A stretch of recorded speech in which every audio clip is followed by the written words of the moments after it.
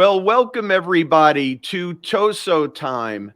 And I am so excited about today's guests. A real treat to have this gentleman here with us. This fella has over 25 years plus in HVAC, specializing in ductless, VRF, rooftop DX, and much, much more. A mechanical engineering degree from Aleppo University in Aleppo, Syria. And this gentleman has now brought all of his talents and skills. We are so thankful to Bathica. And I'd like to introduce everyone to Mr. Aboud Bakastani. Aboud, welcome to Toso Time, my friend.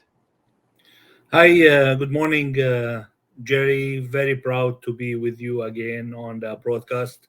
Thank you for your interview, and thank you for welcoming me on Batica. And thank you. Well, thank you, Aboud. Aboud, let's get right into it, my friend.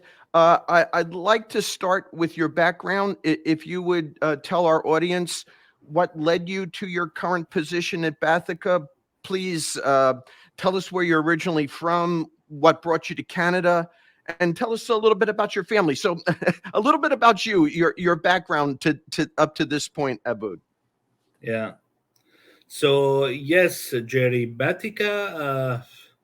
As I told Guillaume from the beginning, it's my old home country or my old home office in Canada.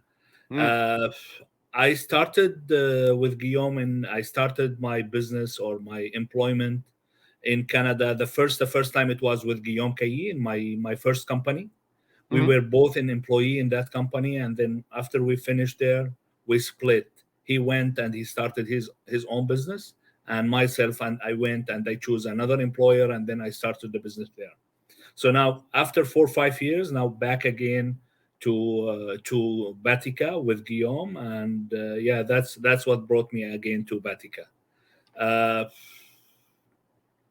my background. Originally, I'm from Syria. When the war started in Syria, I don't know if this is well known to everybody, and then we were No, no, obliged to. please give us some history of it, Aboud. It would be helpful for everyone, including me. Yeah. So in 2011, people start going asking for freedom, freedom, freedom in Syria, and they were using the word of freedom just to attack the country by unfortunately an ISIS people. Mm, So now ISIS started in Syria, and they started to build their own Islamic country in Syria under the Islamic flag, I would say, mhm, but it wasn't really the truth. They were just trying to destroy the country. mm, And in 2012, uh, they attack the city where I am, and the factory where I was working there also was very close to the place where they are attacking. mhm. And then the business owner decided to take out the engineers from there and then move us to Lebanon, which is the closest country to Syria, and he started building his own business there, start from the scratch again. Mm. And from Lebanon I applied to a visit visa to Canada because I was seeing that there will be no future for the near time, I mean. Sure. I decided to go to save my family and to move to Canada if there was an opportunity. And yes, a family member in Canada, my cousins here, they help me a lot, and they Nice. provide me with a visit visa, and then I moved to Canada. Very good. And how long ago was that, Aboud? How long have you been in Canada now? I will say 10 years. 10 years since 2013. We moved to Canada in 2013, and now we're in 2023. Very good. Well, Aboud, that brings us to date, brings us up to date. So please tell us a little bit about your position at Bathica, what you do day to day, how you interact with Bathica customers. Please share that with our audience. So My position is as a technical advisor, so doing a technical support for all Batica customers on ductless and ducted mini split. We're receiving a calls on daily basis. Whatever the customers have an issue with the units, we go over the issue step by step and try to resolve the problems on spot. If not, we will ask him, that's the parts you need, go do your warranty claim with your distributors, and we will provide you the parts. That's on the technical support side. Right. The other side, I'm working on the technical submittals document as well, close coordination with the manufacturer, GRI manufacturer, Sure. and trying to work on some issues where we need to get the manufacturer involved at, and trying to resolve that problems as well, one by one. Very good. And Aboud, I'm going to share with everyone the technical support phone number, which is 1-888-205-7110 extension 2, and that would bring you to either Aboud, Dennis, or Devon. So yeah, that's a huge help to our installers and our technicians out in the field, Aboud, to have someone of your caliber available to them at a phone call's reach is really outstanding. So we appreciate you being here for us in that regard. Aboud, you mentioned earlier briefly your connection with Guillaume. Can you expand on that a little bit? How did you and Guillaume meet? I know it was with a previous employer, but if you can expand on a little bit about your relationship with Guillaume. I landed in Canada in 2013 in Ottawa, I would say in Ottawa, Ontario, and I mean, someone introduced me to my previous employer, who was I would say, a family member, Mm-hmm. And he was an HVAC business. And then it was on the Christmas day at that time. He invited me to Montreal, and we made the interview, and we decided to go ahead. And then I moved from Ottawa to Montreal based on the agreement with my previous employer. At that time, Guillaume was there. Okay. So Guillaume, he was the second person in that company. I mean, the business owner, and then Guillaume. He was Right. following all the sales and customer service. And yeah, I knew Guillaume from there. He was really. I was expecting him at that time as a partner, because he was really acting as a partner at that time, as hard Right. worker. I mean, following the customers. His goal was the customer service at that time as well. Sure. So yeah, there was a close coordination because I was handling the technical side on that company, and Guillaume following with the customers and customer service. So we were talking to each other, and from that time, I knew Guillaume. Very good. And just to be sure that our audience knows who we're talking about, that is Guillaume Kali, who is the CEO of Oh, Bathica, the gentleman who Aboud and I work for. And Aboud, I know you feel the same way. Guillaume is just he's a wonderful leader, but a wonderful human being, just a wonderful person to be associated with. yeah, definitely, So, yes. so Aboud, you have been working with the Tosot product for quite some time, not always under the Tosot name, possibly a different brand name, but you know the manufacturer. You've been working with them for many, many years. So my question to you is this, Aboud: what is it about Tosot equipment? What is it about the Tosot manufacturer that appeals to you? What's special about it? What keeps you engaged with this product all these years? Honestly saying, I'm almost 10 years working with GRI, Yeah. which is Tosot manufacturer. Mm-hmm. Uh, I will say it's a high-end quality product, and I mean, even this company is one of I mean, the best, if it's not the best company in the world in mini split. As I know, it's supplying the third of the world of the mini split to the third of the world. Yeah. and Yeah. they are really a big company. They are over an 80,000 employee, and they have a great support to the people, great products.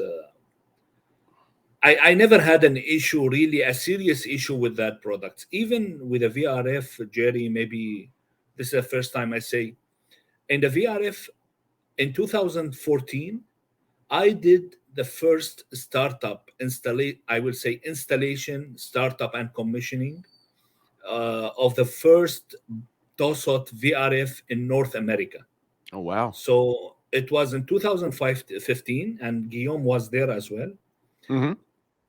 It was a project in St. Patrick with over 200-ton capacity, and it was 200 tons. stages. Wow. Yeah, Yeah. it was a stages. Yeah. And really agree, they were very afraid that the installation will not be properly done, and then they will fail from the first project. Right. But luckily, I will say, and honestly saying, if the installation was done according to GRI installation manuals and instruction, the startup and commissioning will be very smooth, and it will take maybe, I will say, less than half day if the contractors followed GRI recommendation.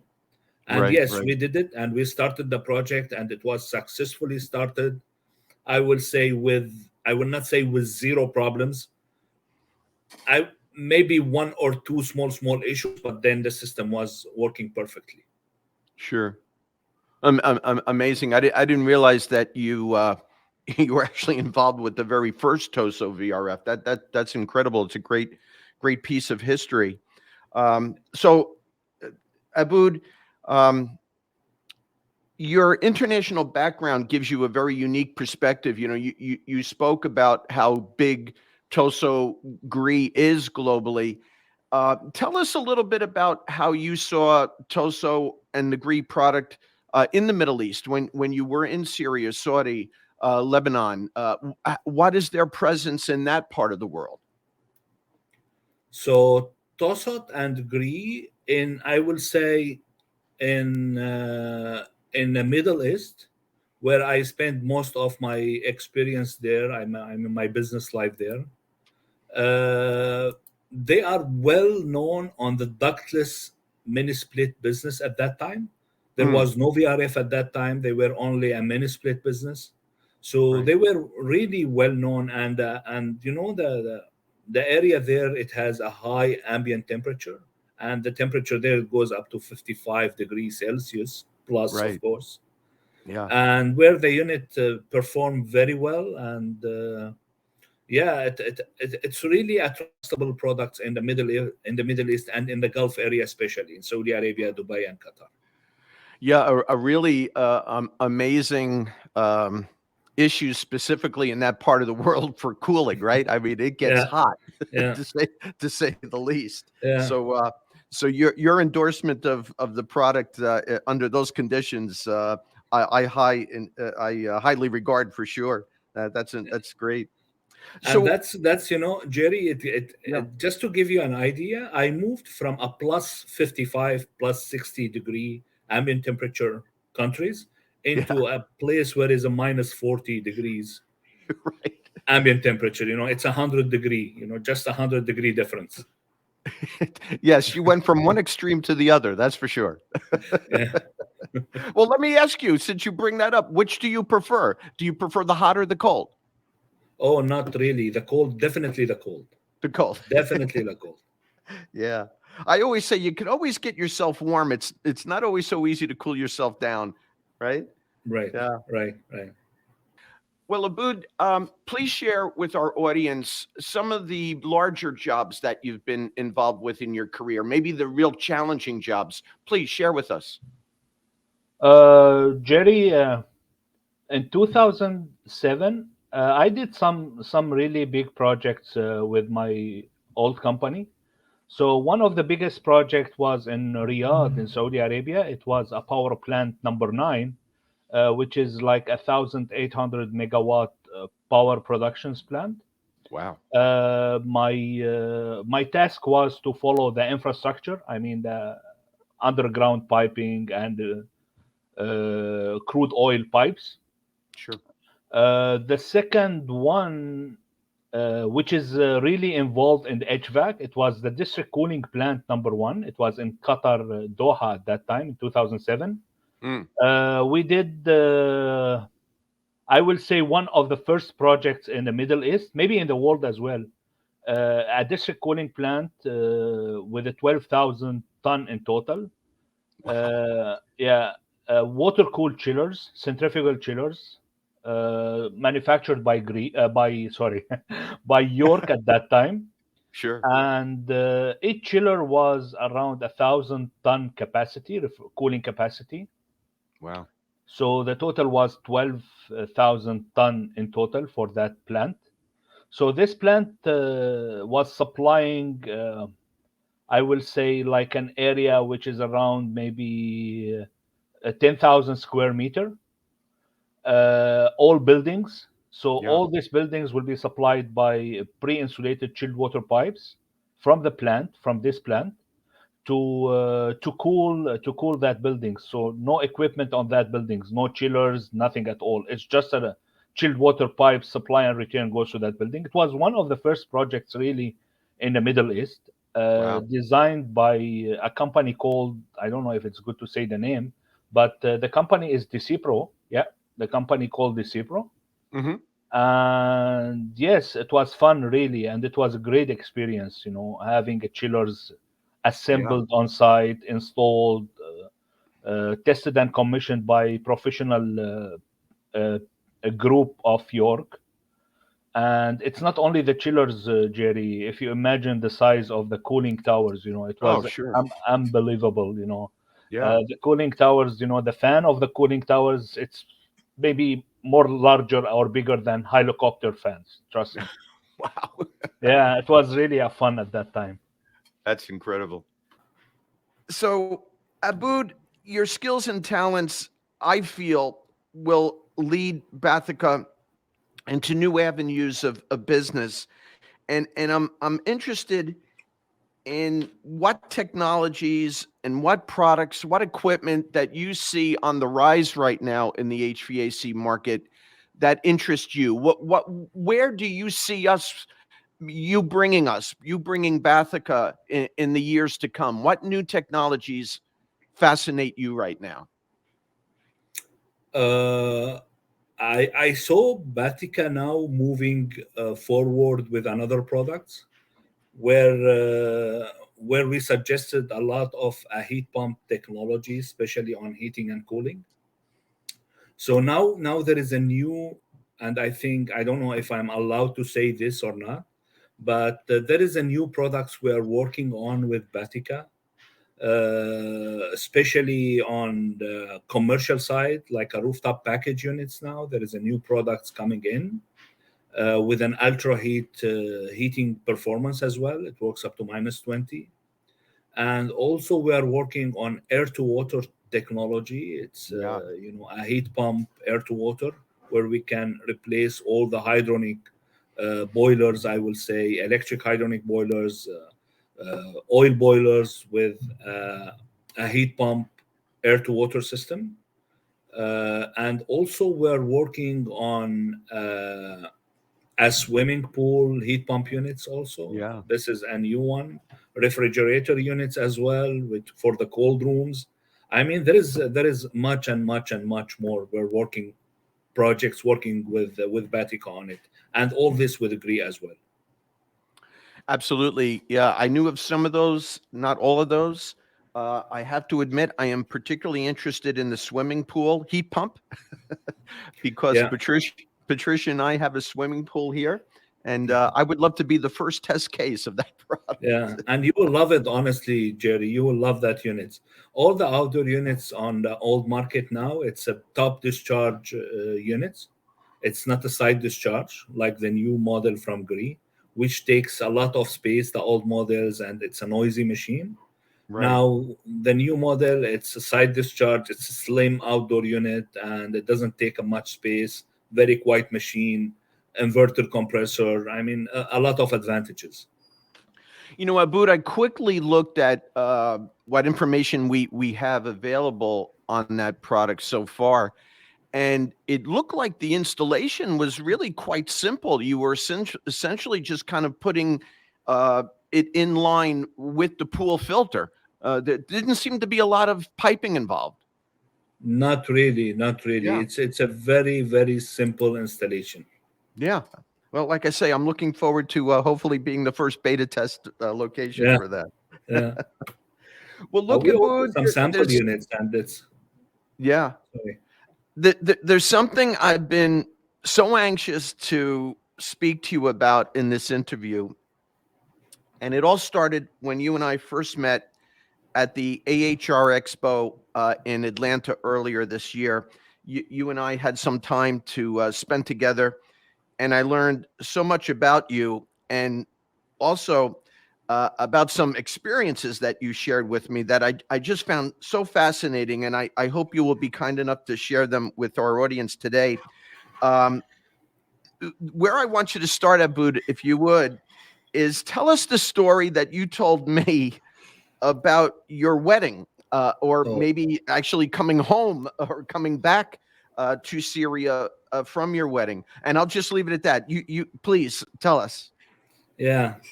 So I will give a little bit about my background and how it's led me Yeah. to that wedding.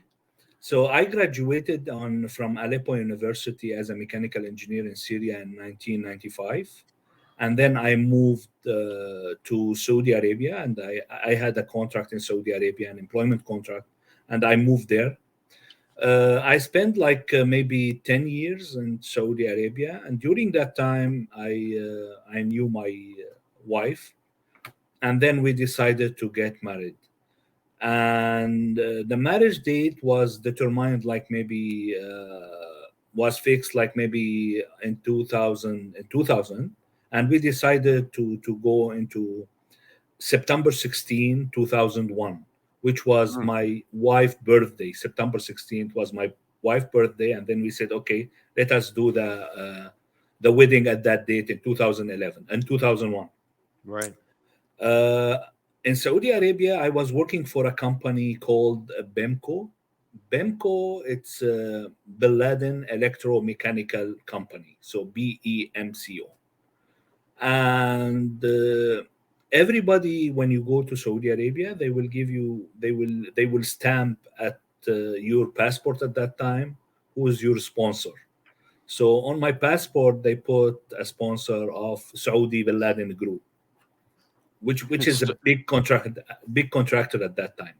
and I just want our audience to be sure what that they're hearing you correctly. Bin Laden is the name. Yeah, That's so yeah, important to the story. Bin yeah, Laden.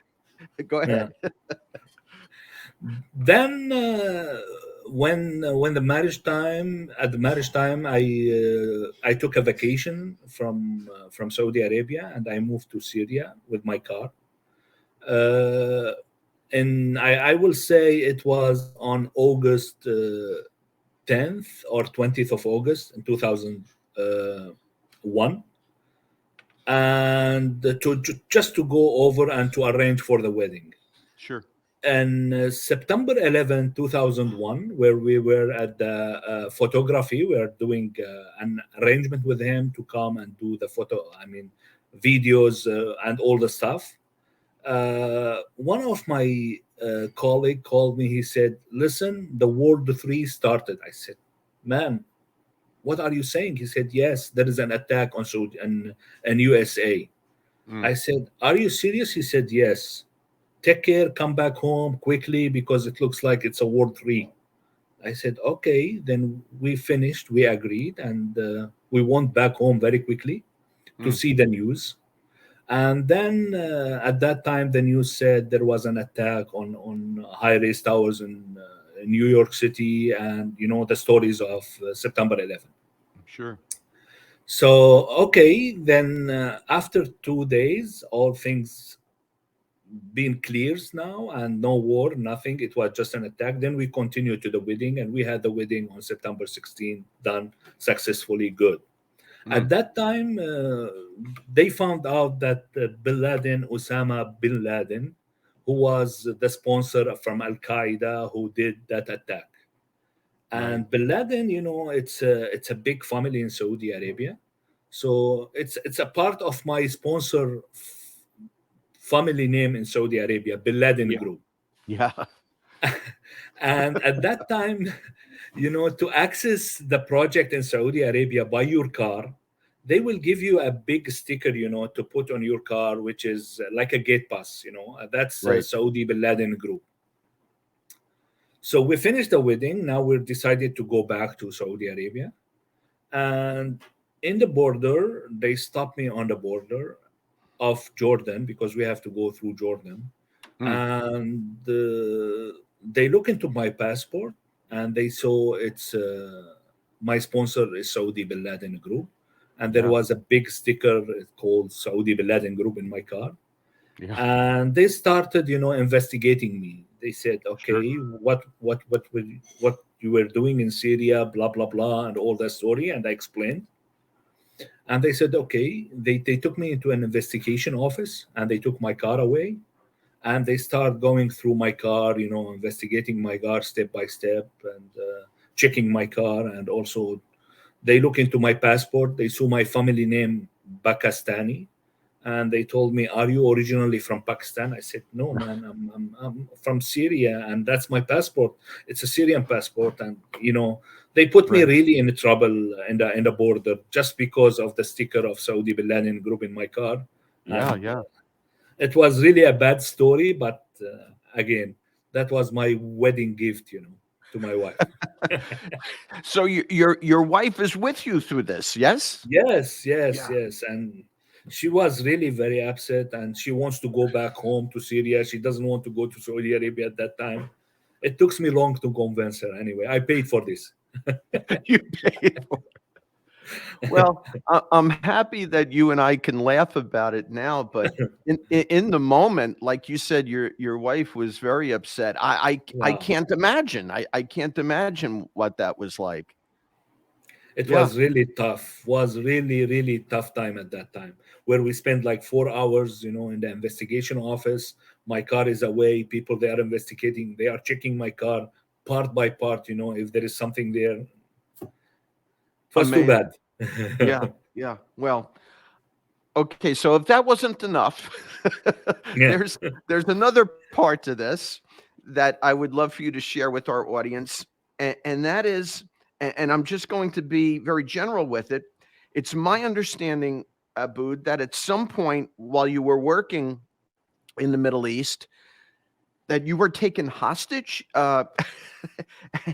And I shouldn't be. I'm not laughing. That's a nervous laughter. But is that correct? You were actually taken hostage. You and your men, your crew. Please tell us about that. That was during the war in Syria in 2011 or in 2012, and that's lead my old business owner to take all the crew to Lebanon. Yes, there was in 2011 we were building a recycled paper factory, and I was in charge for that factory. Okay. We started the project in 2011 June, if I'm not mistaken, and we ran that project for only 1 year. During the wartime, ISIS group, or I will say some of oppositions and some of the Islamic parties at that time, they were trying to attack the factory just to put a pressure on the business owner to pay them money. Uh, So we before you go on, so that sounds like extortion to me. They were looking for a payment essentially for your protection, I would assume. Right, right, Oh, right. okay. Yeah, Just that is to give a extortion. protection to the Yeah. yeah, just to protect the factory, Gotcha. and we received a lot of threaten at that time that if your business owner did not pay what we are asking for, then you guys will be in trouble. Mm, At that time, we started. We were like 4 or 5 managers at that project, maybe more, mm. 8, I would say. We were going back and forth to the factory by our cars, our personal cars. Then we decided to go with a minivan, one shot and a different timing, just to avoid the kidnapping. Sure. and we received a serious threat from them. So one of the days I was late. Luckily, I was late. I was not able to wake up in the morning, and the guys they left without me. Within half an hour, I received a call from the factory. They said, "Are you with the guys?" I said, "No." Why? They said, "Because they did not arrive yet." Oh. I said, "Okay." Did you call them? He said, "No one answering the phones. Even the minivan driver is not answering the phone." I said, "Can you send someone on the road just to see if there is any problem, accident?" Then in 15 minutes, Jerry, I received a call from one of my colleagues' phone number, and they said, "Listen," and someone strange was talking to me. He said, "Luckily, you were not with the guys, but we definitely will get you there one time.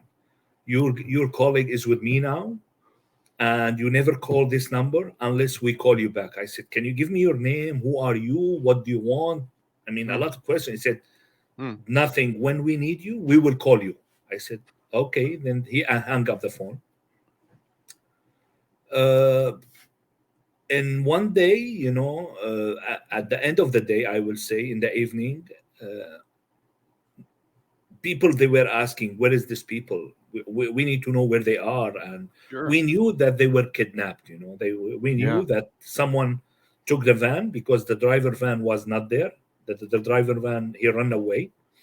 But we knew that the people they were taken by somebody else. And phones started.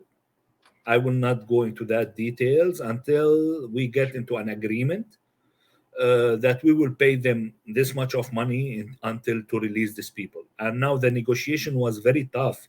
How we will hand over the money? I mean, the property owner accepted to pay, but now how we want to pay this money and how we can get the people? It's a war. I mean, terrorism everywhere in the country, and Right. it was really tough. Uh, Finally, I have a friend of my, I will say my father friend, who lives on the opposition area, uh, where these people are available. So I make him a call. I said, "Can you help on this?" He said, "Why did you agree to pay him this much of money?" I said, "Okay, that was happened. I mean, now it's done. Deal is done. We need to pay them and to get the guy from there." Right. Right. He said, "Okay, tell him that you will leave this money with me, and if he accepted, then no problem. I will get involved." Uh, I was waiting on the guy who to call me, the kidnapper, I would say, the Mm. terrorizer. And then he called me and he said, "Okay, did you arrange the money?" I said, "Yes, I have the money now, and the money will be available at that area with that person." Right. He said, "How did you reach that person?" I said, "Okay, he's a friend of one of my colleague, and he wants to get involved." He said, "Okay, when the money will be there?" I said, "Tomorrow if you want." He said, "Okay, tomorrow I'll get you the people." We Huh. agreed and we moved with the money. It was really, again, a very tough story, holding a 400 million Syrian pound, which is like, at that time, it's a big money, it's a big bag. Sure. Sure. Put that in the car and go into an area where all the kidnapper is there. But this guy, he said, "Okay, don't worry, I will help you." My father friend, and he sent me someone on the road to meet me, and they put me in a minivan with all the money, and they told me, "Put your head down because they don't want me to see the road." I said, "Okay." And then they took me with the van through the I mean, up and down. I didn't know where I am until I Yeah. reached to my father friend there, and he told me, "Don't worry, we will get you resolved." I gave him the money. The guy came again with a big doshka, big guns. It's really tough to explain. Yeah. He Scary. came, Yeah. very scary, very Yeah. scary. And Yeah. and now if I'll go back 10 years, I will never do it. Trust me, I will never do it again. Right. Yeah. And my wife didn't know where I am, because if she knew where I am, she would not allow me to go there. Sure. So I Sure. said, and then he came. He counted the money. He said, okay, I'll go back, bring the people and come. He went back, bring the people, bring my colleague, and they came.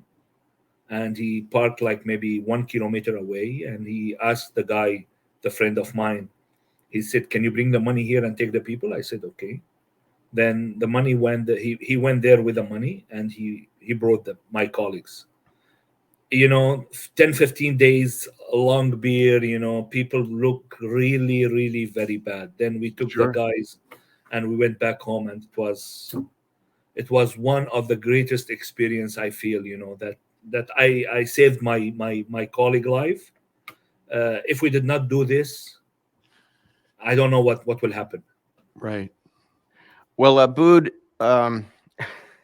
Unfortunately, it's really sad story, but yeah, well, fortunately, it has a happy ending that you got your yeah, colleagues out, but I cannot imagine the stress and the fear that you must have experienced through that whole process. It's just mind-boggling to me. But yeah, it was really I knew tough. it was a fascinating story, but quite frankly, I could feel my own blood pressure rising as you're telling the Yeah. story. The tension and the stress of just listening to it is incredible. I can't imagine living it.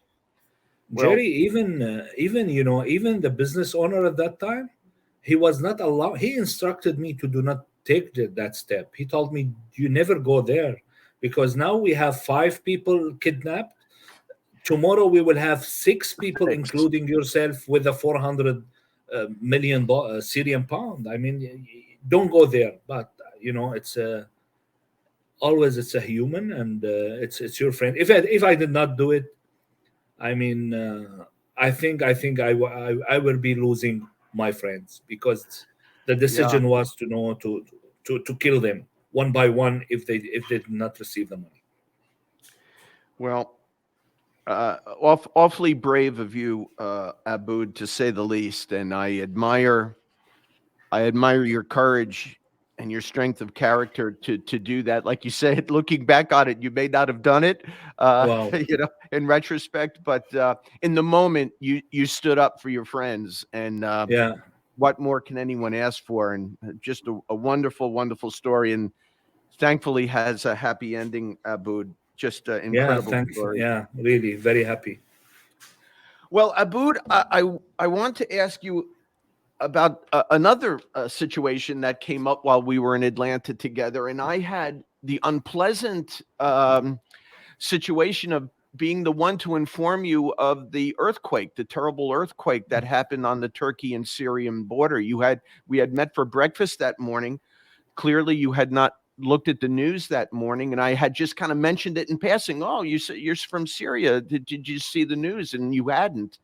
Um, so please tell us about how the earthquake has affected your family. If I remember correctly, I believe you have a sister that is still in Syria. So please tell us about how that has affected her life, and hopefully she's well.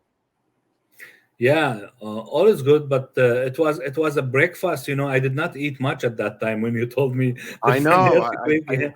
Yeah, Yeah, I never knew, honestly saying, Jerry, that there was an earthquake in Syria, and I called my family, and they yeah. said yes, they were affected. So I mean, the buildings. I mean, it's only on the material for now. So the buildings, they have some cracks in the walls, but nothing serious. All the family is good. I mean, my sister is good. I mean, her kids, everybody is fine there, except Good, good, some, good. some cracks in the building, but nothing major, seriously. And I, I, thanks re- God for that as well. I remember you telling me at the time, the days after, that your sister was actually living in her car because the house, the structure, may have been unsafe at the time. Is that right? Jerry, that until now they are receiving an earth, like I don't know what's the right word, but still they are receiving some small earthquakes on Oh, the country, aftershocks. Yeah. and Hmm. yeah, until now, honestly saying. And the people, they go to their cars, and some of them, they have cars, the others they don't, so they leave on Right. the street because of the shake. So yeah, they spend the whole night in the car, at nowhere, just trying to avoid being in the home at that time. Yeah, amazing. And obviously, now we know the extent of the loss of life in that earthquake is just absolutely devastating. But another happy ending, at least for your family, Aboud, that your sister is Yeah. is safe and sound. But yeah, that was some difficult times to say the least. Hey, Mhm. Aboud, I want to lighten it back up. Let's go back to HVAC and Okay. get off of these very life-threatening situations. But you mentioned briefly about the potential of a rooftop product uh, coming into the market through Toso, through Bathica. I was hoping you could expand on that a little bit. Can you tell us a little bit more about the product itself and where you see it fitting into the Canadian market? So the rooftop market, it's a huge, I will say, in the North America market, especially, but the competition is very tough because of Yeah, Carrier, Train, and York. They have these sure. products here. Now, Gree, they came up with a product 3 ton and 5 ton, and with very small footprint. It's a very small unit. And the goodness of this unit, it has a DP switch like the Apex or Flex ductless split unit. It has a Right. DP, so you can switch from 3 ton to 2 ton. So And the five, a single piece of equipment that with the movement of a dip switch can either be 3 or 5 ton. correct, Wow. correct, Wow. correct. And the other size is 5 ton also, could be a 5 ton or a 4 ton. And the rooftop package units, I see a big potential here. And Green now, they are moving, these two units are ready to go to the market. I would say these two sizes, 5 and 3. And Green now are developing commercial sizes, which is 7.5 ton, 10, 12, and 15 ton. And yes, there is a big potential market in North America, especially in the commercial projects. But 3 through 5 ton, Aboud, sounds. I mean, those are residential sizes as far as I'm concerned. So there is a residential market for a rooftop unit. There is also a residential market for the rooftop units. It's a retrofit market, I will say. Right. But also there is some commercial offices, Jerry, like Oh, small sure. markets, mini Yeah. market, pharmacy here and there. People, Yes. they put the rooftop package units. That's also will be in the commercial business as well. Absolutely. You know where I see rooftop residential units is in the southwest of the United States, Arizona, New Mexico. I see quite a bit of them in that market. To me, it's so foreign to me. We don't have anything on our roof, per se, Yeah. here in the northeast part of the U.S. So it just looks so unusual to me. But there is clearly a substantial market for it residentially in the southwest of the states for sure. And what you Yeah. say makes perfect sense with small business, strip malls, small offices, things of that nature. Restaurants, small Certainly, restaurants as well, small restaurants, small. absolutely. Well, another product I want to go back to, Aboud, is the air to water system.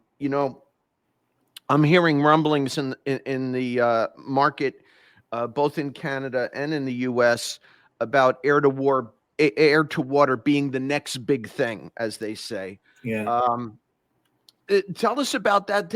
Do you believe it's the next big thing? Tell us about the product that Toso may be introducing into the market, and how you see that fitting into the market as well. Yes, I definitely see a big potential market also for this product. With the electrification now is going forward, Yeah. people, they are moving from the oil, moving from the gas. So this air to water manufactured by Gree again, Hmm. it's a monoblock unit. When we say it's a monoblock unit, it's like a I mean a unit with it has the refrigeration cycle inside, even the hydraulic heat exchanger there. and also Right. the circulating pump. So it doesn't need really a refrigeration guy to work on it. It's just to block a hydronic pipes to the outdoor unit, and then you go from there. Right. Right. So, and the advantage of this unit, I think, Gree they have is with a heat exchanger, because they are using a titanium heat exchanger on the swimming pool heat pump unit. Yeah. That's for the swimming pool. But on the hydronic unit, also, it's an option. If you need a titanium heat exchanger, you can have it. If you need a standard heat exchanger, you can have it. Sure. So, yeah, Sure. I see a big potential there, definitely, Jerry. I do too as well, Aboud. And what interests me, I had gotten an early version of that product that was not monoblock. And what I mean by that is it was two pieces of equipment. It was an outdoor unit which was handling the refrigeration side, and then there was the heat exchanger was a separate unit which would be inside the home. And the monoblock, as you mentioned, uh, integrates all that in one package, in one piece of equipment, and that is the outdoor unit. Where you tell me if I'm wrong, Abu, the only thing we are bringing from the outdoor to the indoors is water, correct? All the Correct. refrigeration, yeah. I think that's fantastic. And where I see the market for that here, at least initially in the U.S., and where I might even apply it here in my own house, is with radiant floor heating. To me, it's just a natural because radiant floor really using relatively low water temperature. Do you know what kind of water temperatures the monoblock CAD provide? So basically, on the monoblock, I see for the low temp application, as you said, it's for the Yeah, floor heating, where yeah, the people they did not find any replacement for that system. You need a boiler for there. So yeah, the air to exactly. water system is the only replacement unit. It Yeah. can supply that system, and the temperature with the Gree monoblock, it can go to up to 150 Fahrenheit, the supply water Wow. temperature, Yeah, which is and perfect. it's perfect for radiant. That's more than perfect for radiant. Yeah, Yeah, radiant usually is 120, I think, Fahrenheit is the requirement, yeah, the supply water yeah, temperature. So we're giving up yeah. to 150 Fahrenheit.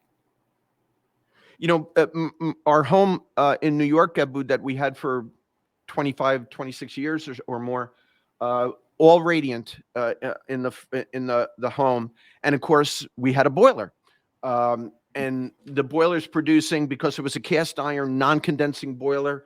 It's producing 180 degrees.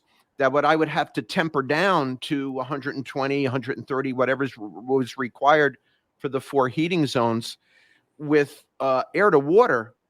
Boy, I wish I had that available 10 years ago when I was still in New York. But yeah, to me, the radiant floor, it's going to be a great application. Even, Jerry, they can use it also for domestic as a, Yeah, oh, I would sure. say, primary heating source, and then Yeah. they will have an electric heater, electric water heater, as a secondary source, in case the temperature goes down or the heat pump did not provide the proper heating hot water temperature. Right. Right. Yeah. No, just it sounds like there's a wonderful product coming forward for us soon to be, I Mm. hope. Um, Yeah. so, Aboud, we've come to the last question. And I don't want to go through this whole interview without talking about mini splits, because clearly that is our core business at Bathica. So, I always see the inverter technology and the inverter market with mini splits. I always say it's on an 18 to 24-month cycle. Every 18 to 24 months, there's new technology, there's new features, the SEER ratings go up, the outdoor air temperatures go down. Um, so I want to ask you this: where do you see the inverter mini split marking going in the years to come? We're at 38 SEER with the Lomo Plus now. Where do Yeah. we go from 38 SEER? I mean, are we going to be into the 40s at some point? What's your perspective on the inverter market?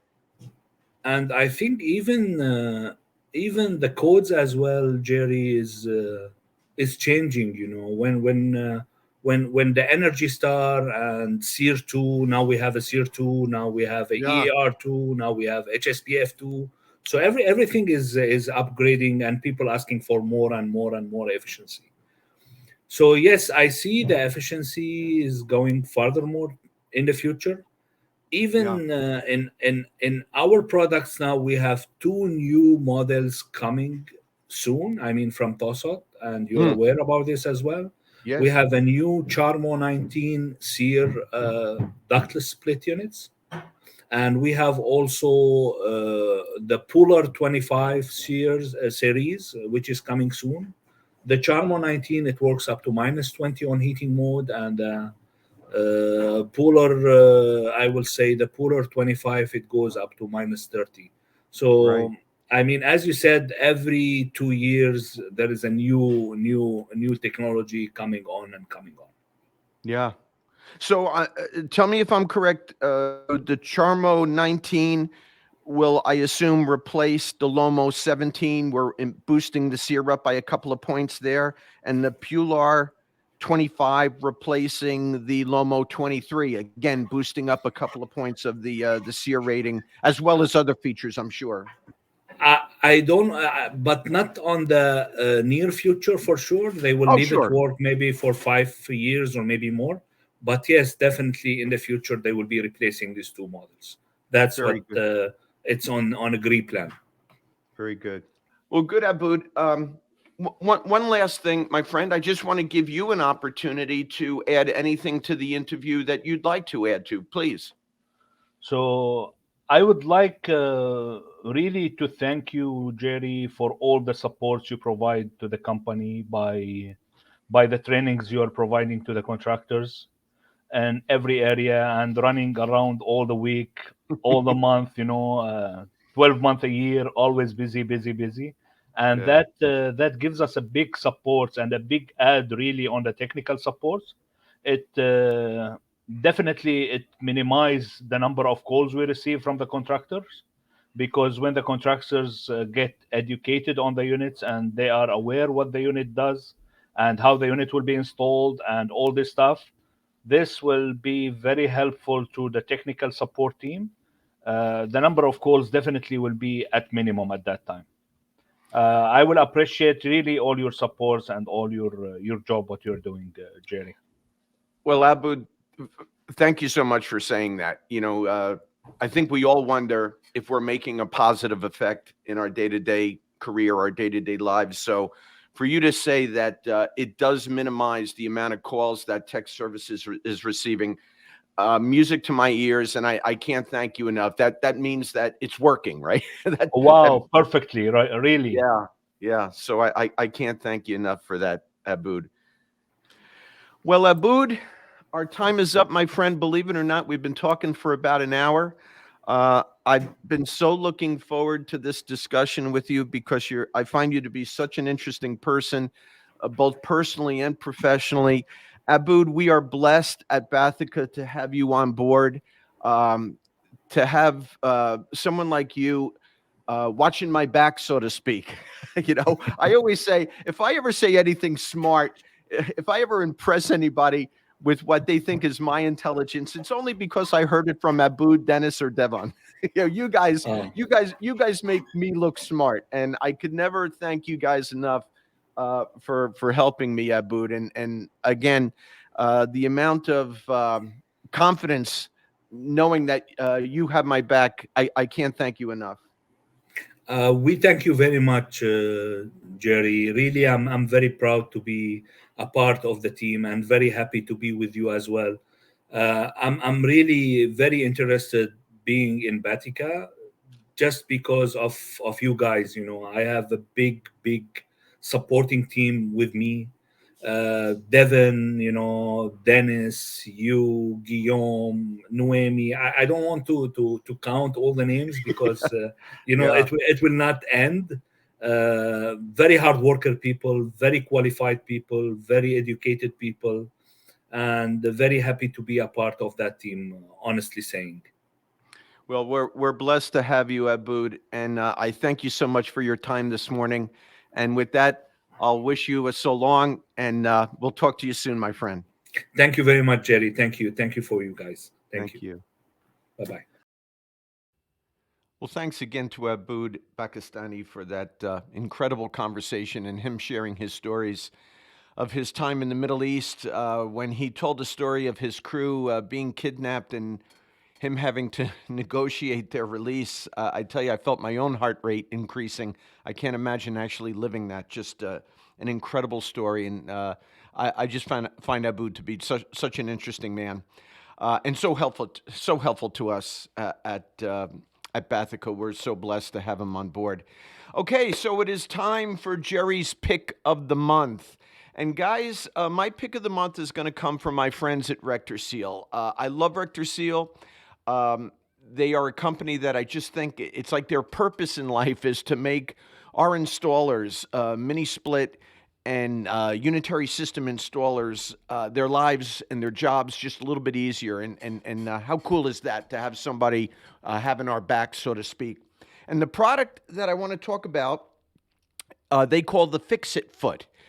And for lack of a better description, instead of putting the outdoor unit down on a solid pad, if you will, the Fix-It Foot, for lack of a better description, is like curbing, and it leaves the center section of the unit open for possibly a drain fitting. If you know the Tosot and mainline outdoor units can have a drain fitting inserted into the center of the bottom of the outdoor unit, 5/8 ID tubing attached to it to direct any discharge, whether that be precipitation, condensation, any fluid that may accumulate in the bottom pan, and move it away from the outdoor unit.